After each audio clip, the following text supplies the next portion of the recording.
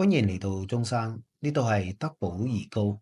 中山路上低密度嘅園林屋苑，5萬平方米央景園林，綠化率超過40%，1.67低容積率，大平層再配無邊無際嘅視野，樓下就係高爾夫練習場、泳池、親子樂園、網球場等等，應有盡有。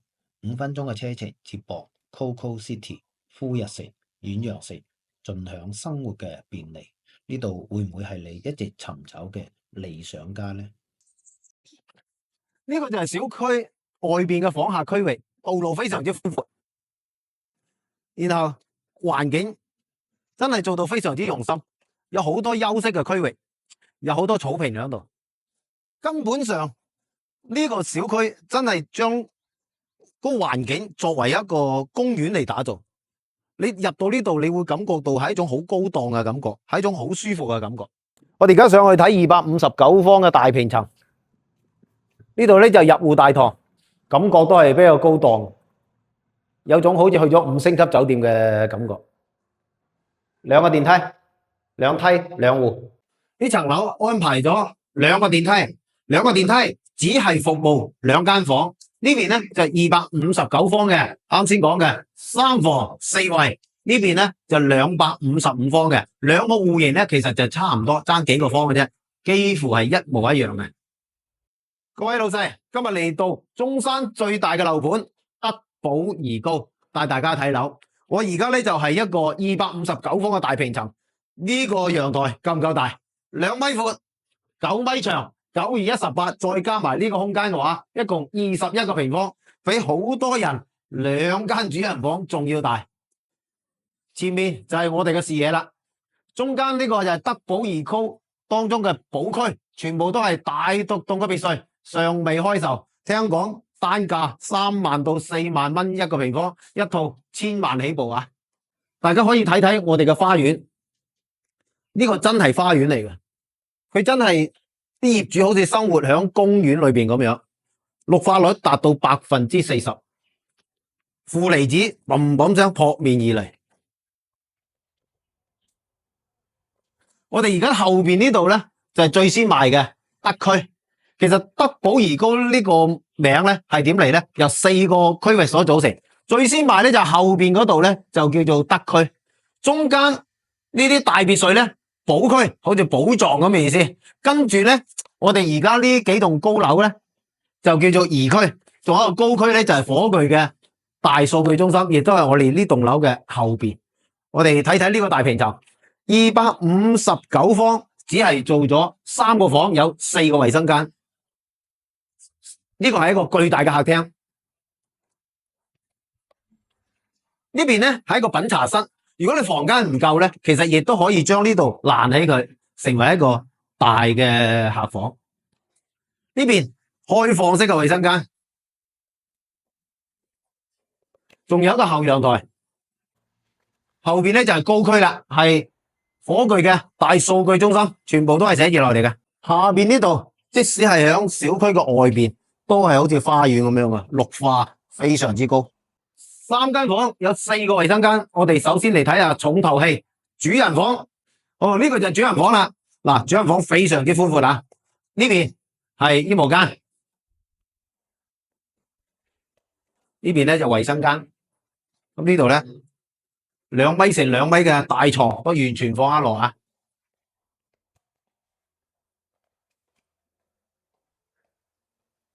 呢邊有個套房。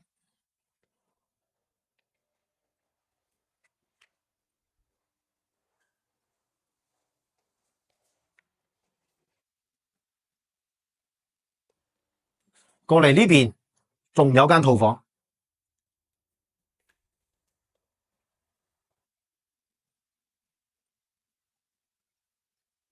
加埋呢個公共嘅衛生間，一共3房4衛。咁寬闊嘅客廳，南北通透，兩面採光，響呢度完全冇採光嘅死角。小區嘅園林咧，綠化率達到40%。所以你置身其中咧，你會感覺到好似去咗個花園咁樣。加上佢哋自己本身嗰個物業管理，你可以睇下路邊嗰啲花花草草，其實係修剪得好靚嘅，唔同嘅層次。小區佔地有300畝，可以講得係成個中山城區最大一個屋苑。樓間距非常之寬闊，成個小區分4個區域：德區、寶區、怡區同埋高區。其中德區咧賣得最早，而家剩餘少量嘅尾貨咧就係259方嘅4房大平層。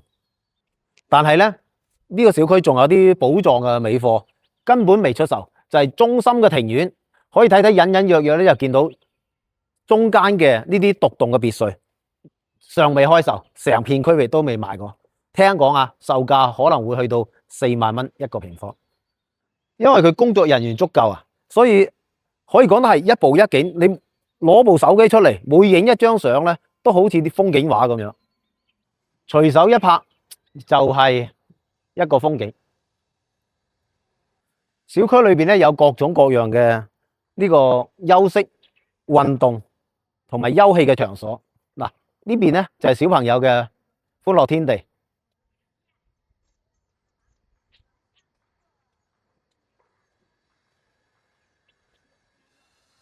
上面嗰度咧就有鄰里嘅共享室，有唔同嘅用途。我哋上去睇睇，可以睇睇個地面。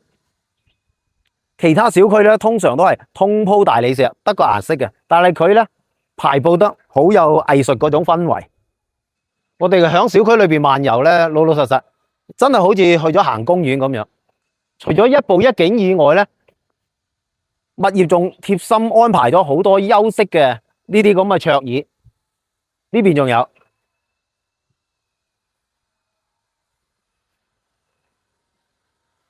嗱，呢個咧就鄰里嘅共享空間，有啲陳列品啊，或者喺度休息下。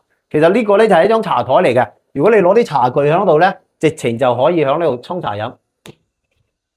喺中山嘅小區裏邊咧，我尚未發覺第2個小區有呢啲咁嘅設施。呢邊咧都有一個鄰里嘅共享室，你會發覺咧，我啱先想打開佢，但係打唔開嘅。呢邊需要業主碌卡，然後先能夠進入去。咁點解咁樣咧？入邊咧係封閉嘅，佢有空調嘅，所以你喺小區度行到攰咗啦，亦都可以喺呢度嘆下空調。呢個小區咧位於中山路上，其實嗰個交通咧係非常之便利嘅。旁邊有博愛路啦，有中山路啦，亦都有孫文東路啦。而且我哋呢度去深中通道，只不過係幾分鐘嘅路程就已經可以去到入口噶啦。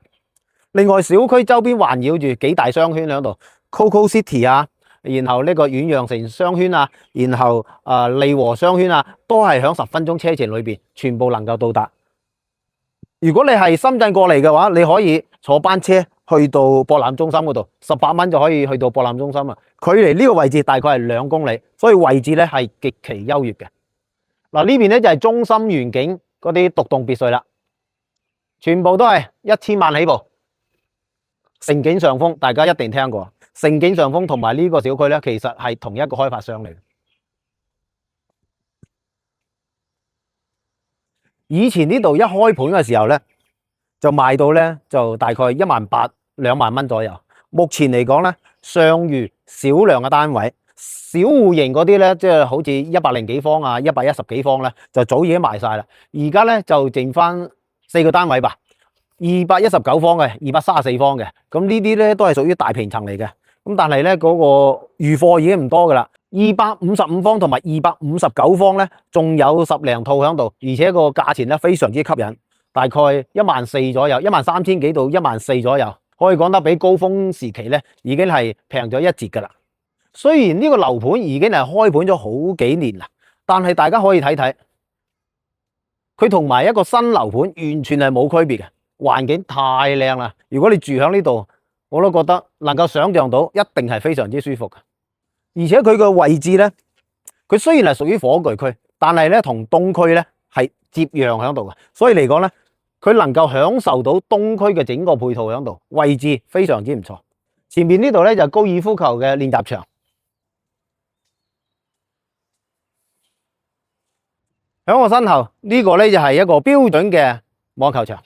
有興趣嘅可以喺網球場上邊大顯身手，出一身汗。另外，小區嘅停車位咧都係好充足嘅，地下有2個地下停車場，全部做到人車分流嘅設計。其實我都可以想象到，當年投資呢個園林都花咗好巨大嘅投資，唔同品種嘅樹木琳琅滿目。